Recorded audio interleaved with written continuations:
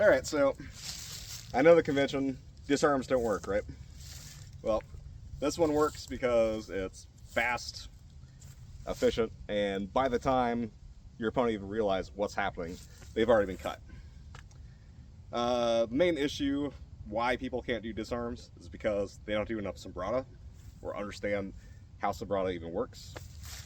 Because how you pull off a disarm is you need to be able to recognize where the next attack is coming. So let's break it down. The very first motion is a straight and thrust.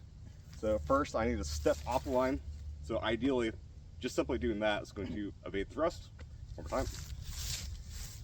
Now I'm going to add in a palm strike to move it further off. Alright, so I add in a cut.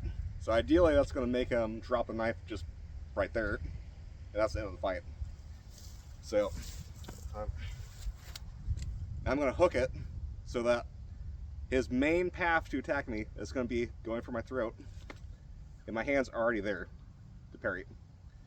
Now from here I can either cut him, which would also possibly make him drop the knife, or I can slice his throat, which would end the fight. Now, let's get a little close. Ideally I want to turn, have my thumb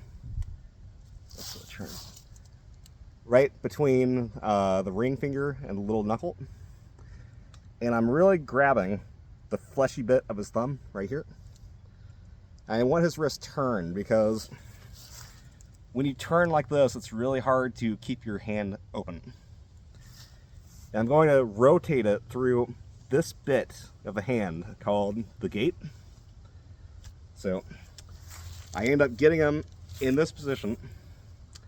Now what I'm going to do is I'm going to place my forearm on the unsharp bit of the knife, and I'm just going to push forward while slitting his throat. So let's move farther back so the camera can see we're too close.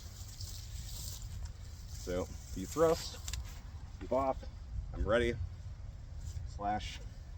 So to do this disarm, I'm simply going to cut his throat. Just, oh, and like that, fight's over.